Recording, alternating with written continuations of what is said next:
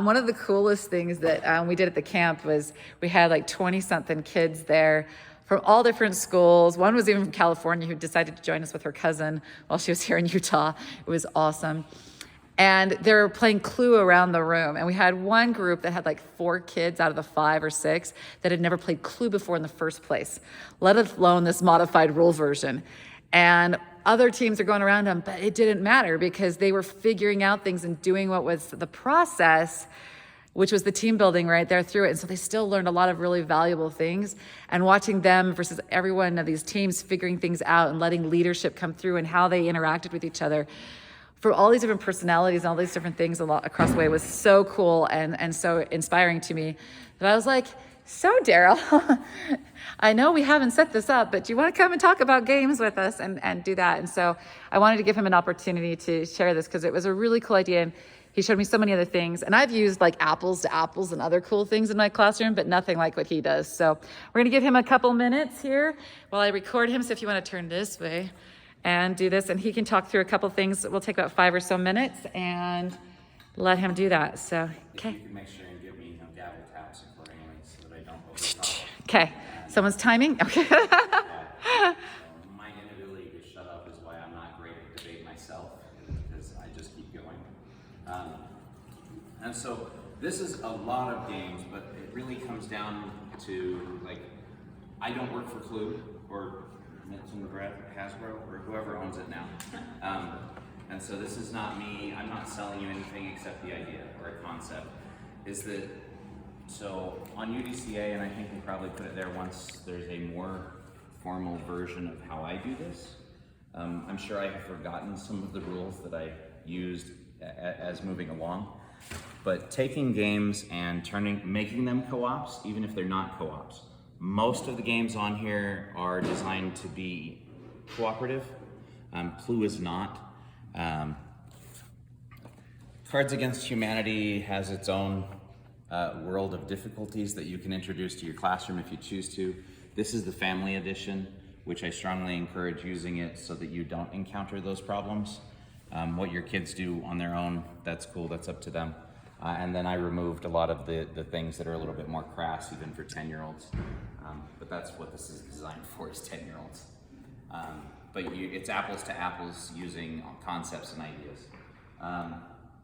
Sorry, I'll go back on the point with Clue.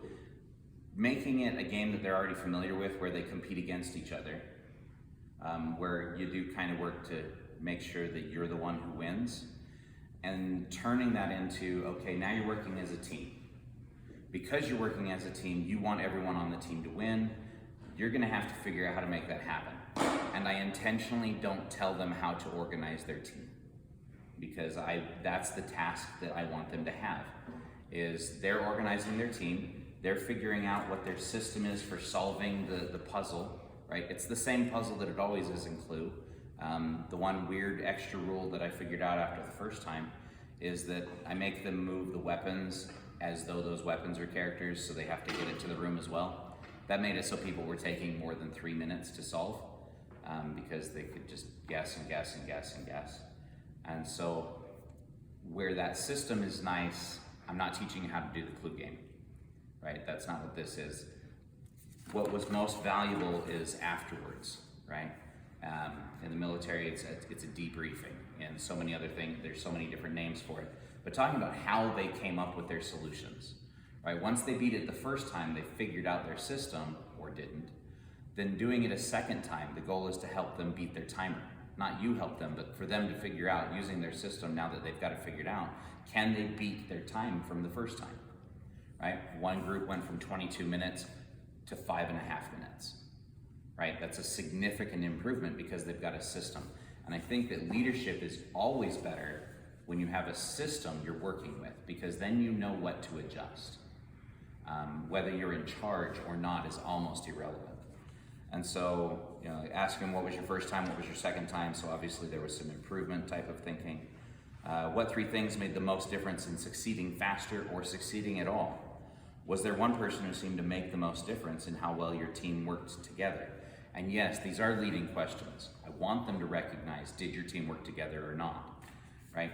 one situation happened where a student, it didn't matter what the rules were, he was going to sabotage whatever we were trying to do anyway. And so I make this unfairly akin to Dennis Rodman on the Bulls with Michael Jordan and Scottie Pippen all at the same time, and still trying to beat Michael Jordan instead of trying to beat the Phoenix Suns, right? Or instead of trying to beat the opponent, he was trying to outscore his partner. And so that hurt the team for a little bit, and then he learned, right? Most of these games are gonna help you do that. They're gonna help beat out that idea of you need to be on the same team. And so your kids who play Dungeons and Dragons, they're co-op players anyway, right? Your kids who play World of Warcraft online, they're used to working on a big team. Use their skills, get them to say, how can we work on this together?